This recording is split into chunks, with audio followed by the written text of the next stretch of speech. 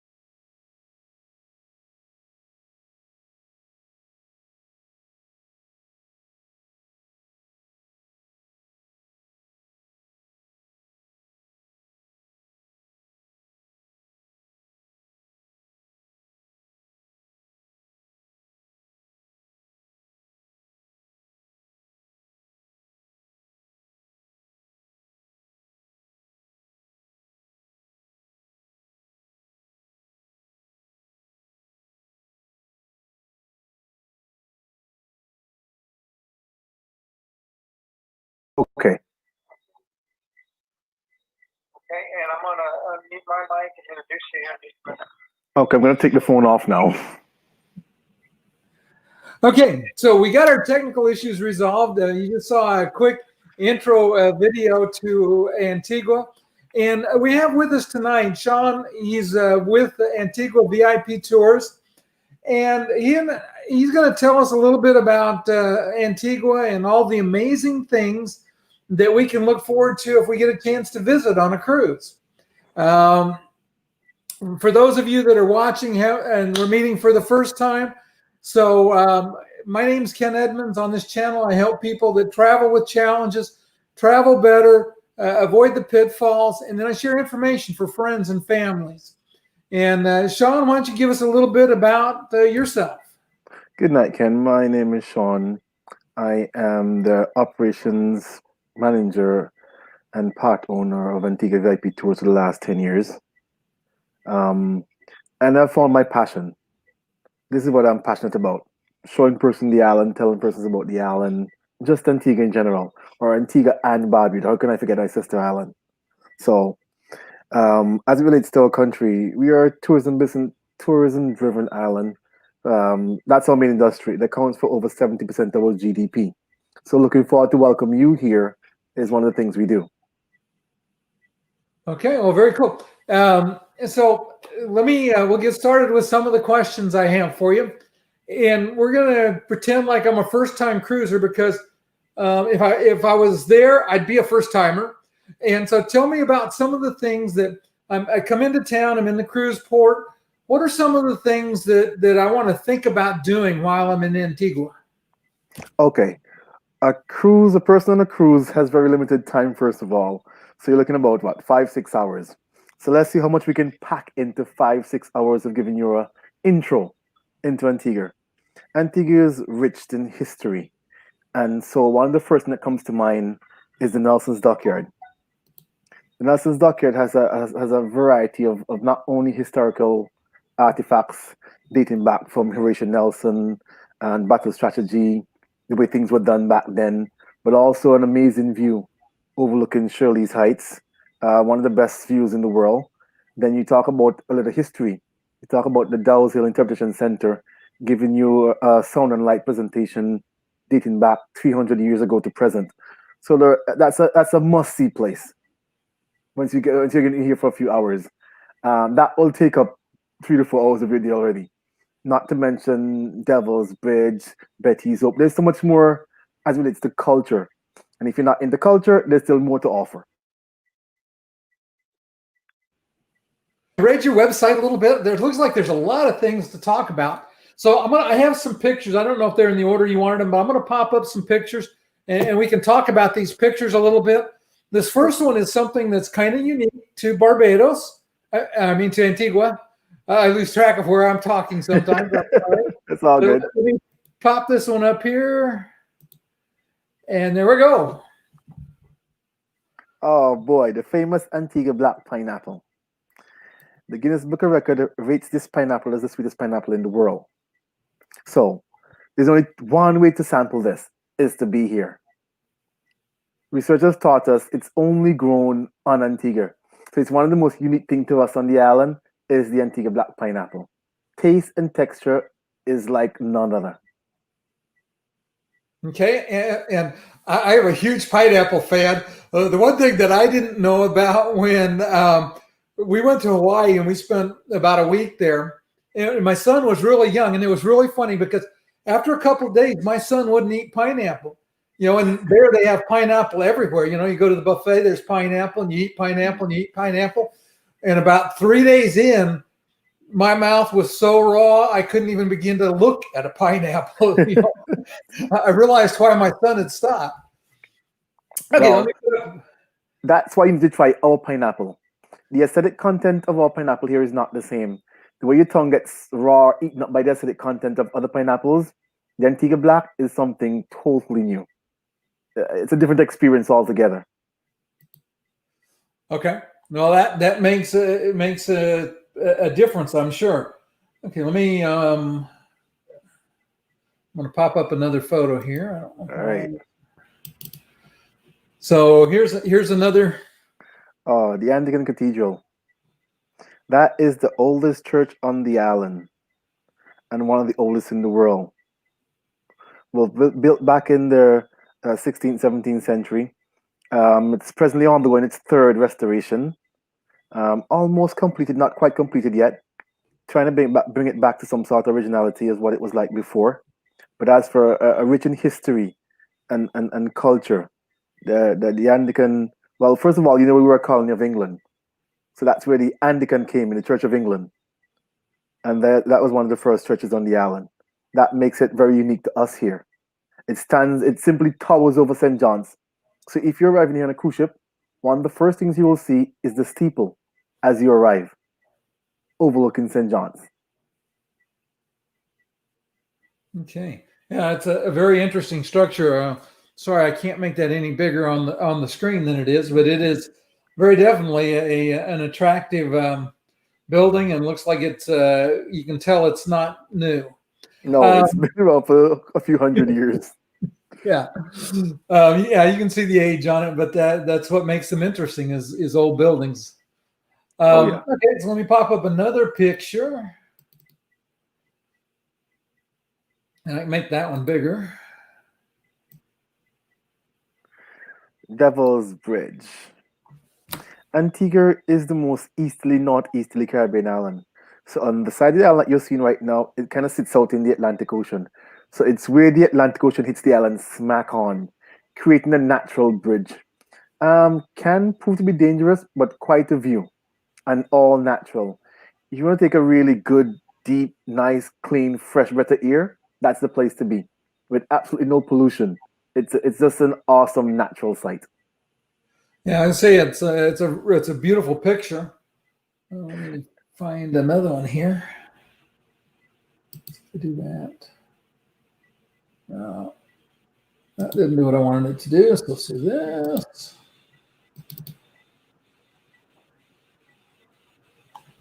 So here's another one. Okay, that's one of the places I spoke about early on. That all comprises of the national park. That is in the Nelson's Dockyard. That facility is in Nelson's Dockyard, part of the national parks, but that is called the Interpretation Center.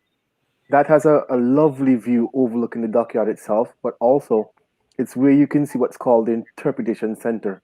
It's a sound and light presentation of the island's history dating back 300 years ago to present. So it gives you a good overview of what life was like back then to what life is like now. Okay. Sign me up for that one. Okay, there we go. And that's Devil's Bridge again, just a different picture. Yep. And yeah, those pictures look quite calm. Being the most northeasterly island sits out in the Atlantic, normally that gets really rough. It's an amazing sight with the waves smashing against the rock and coming over the bridge. It's a wonderful sight. I was saying the water is so beautiful there. Well, welcome to paradise. We haven't even gotten to that part yet. As we say here, or here it comes. The beach is just the beginning. Yeah. Fry's. I think that's Fry's Beach. Antigua is known for a rich history in beaches. Our claim to fame is that we boast 365 white sandy beaches. So we have a beach for every day of the year. So if you're into the beaches, oh man, this is a place to be. There's one for every day of the year. And I can't fail to mention also Sister Island Barbuda. Barbuda has one of the longest beaches in the world, over 17 miles long, pink sand, and that's one of the other gems of Antigua and Barbuda. Okay, and I think that, yep, that was the last of my pictures there. Okay. Okay, so let's go back to some questions. I just wanted to sign those, and I might pop up some of those pictures here again because that one of the I like that one a lot. So we may see that one again. Okay, so you've made it really clear that looks like we should plan on, if we come on a cruise and we only have a short window there, that maybe we should plan a return visit. That's important. I tell persons I love cruise visitors. It gives me a chance to expose the island to persons. Then persons look forward to coming back and bringing their family and having a few days to spend on the island to get a chance to really explore the island, has what the island really has to offer. Because on a cruise, it's like a taste. You get a taste of what we have to offer. Yeah, and so let's say that because I'm kind of a diehard cruiser. So let's say that I come back on a cruise and I'm making my second trip. So we did your free suggestions on the first trip. Now I've come back. What might we want to do there? Okay, if you let's put it this way, I can tap the first day. Persons may like history and culture. On a first cruise, that's the idea. Tap into the history, the culture. But then if you're a beach person, oh man, the beach is just the beginning. We do offer excursions around the island. You can actually circumnavigate the island within what 4 or 5 hours. So even if you're there on a cruise, you get a chance to tap into the entire circumnavigate the island via boat and to see all the different beaches from a different perspective as being on land. Although our company is a land-based company, there's options. So the island does offer you quite a bit of various stuff that you can do beside land-based tour. You can also do a sea tour. If you're not on a cruise, then there's even more to offer. I can't not mention our sister island Barbuda. The cruise ship's not is not going there yet. But if you're here in a resort, which we do quite a bit of, have an international airport, the VC Bird International Airport. If you're here on a vacation for a few days in one of the resorts here, you can't not go over to Barbuda. It's one of the hidden gems of the world. It's one of the untouched, unspoiled, unchained places on the earth for today. Population is just around about what? Well, now it's about 900 persons. Originally, it's about 1,500 persons living there. It's 62 square miles. There's a lot of land. It has the third largest frigate bird sanctuary in the world. It's known for its sea life. You're talking about the beaches. That's a 17-mile long beach. So it's one of the most unique places you'll find anywhere in the world. So you can't fail to tap into our little paradise over there, Barbuda also. There's a lot to do if you're a return visitor to the island. Okay, that sounds amazing. So let's say that I'm a beach person and I'm on my first trip or the second trip, and I want to try to get as much beach time as I can. What are the best options for beaches? Woo, that's a big one. Here you go now. Well, I'll tell you what I do. For me, because the island has so many beaches and I've explored quite a bit of them, I have favorite beaches on different parts of the island. So remember, we boast 365 beaches, one for every day of the year. So if I'm on the picture you saw early on is on what's called Fry's Beach. That's on the southwestern side of the island. If you were to go on the northern side, you're talking about Runaway Beach. That's a really nice one also. If you go on the eastern side, you're talking about Long Bay. The northeastern side, you're talking about Half Moon Bay. For us to go on the southern side, I'm talking about Pigeon Point Beach. So depends on where I'm at on the island. I have a favorite beach. Okay, so if I'm a cruise passenger and I've got a narrow window, And let's say I want a beach that's got some facilities. Everywhere does. Uh-uh. So Everywhere does. Unless you're looking for somewhere that's totally isolated, the island is very tourism orientated. So catering for the tourists is what we do.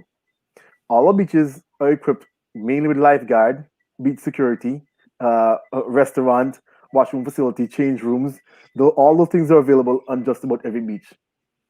So the island is very, very much catering for persons coming here and looking forward to having a good time, whether it be relaxing on the beach, exploring the different sites on the island.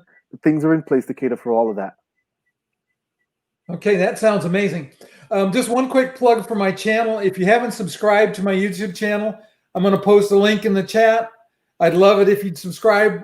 It makes me feel better. And while we're here, let's go ahead and hit the like button so that YouTube knows there's somebody actually watching. That way I get a little bit of help from YouTube on it. Okay, so one more question on beaches, and then I want to talk about St. John's a little bit and what there is to see and do. Are any of the beaches accessible and have like beach wheelchairs available? Okay, that's something the government is presently working on right now, because you find that there are, well, it's hard for a person in a wheelchair to get on the beach. They require some assistance from someone. But as to get into as far as the sand or on a beach chair, that's available. But you would need someone to assist you to get in and out of the water. But to get to the beach, that's totally accessible for a person who has a physical challenge in any way or sort. Okay. Alan, go ahead. I was going to say, yeah, in most places you can't take the beach wheelchair into the water. But if for somebody that wants to get down and, at least get close to the water where they don't have to walk too far, and a scooter, usually if the sand packs tight, is not too bad. But my wife has a wheelchair with really narrow wheels, and it just sinks right into the sand. So yep. I'm fortunate she can lean on me and walk a little bit, so that makes it easier. But Okay. obviously, it's better if we can make it, if we had a beach wheelchair available. That's something to thought, the food for thought. So that's a proposal I must put forward as for a beach wheelchair, something can take persons with physical disability to take them into the water. So that's something I will be putting out there. It's a brilliant idea and something I can look forward to maybe the island can implement on some of our beaches. Yeah, that would be amazing because, and of course on my channel, you can tell by the name Traveling with a Chair, we have a lot of people that travel, with various handicaps. And so it becomes, it's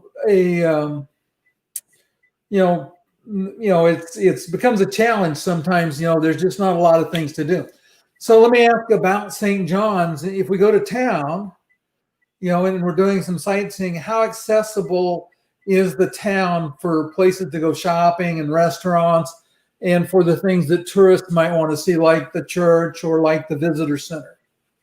Well, the government is now, and I don't know if it's a mandate, but businesses have come to the realization that a lot of persons do come here in wheelchairs.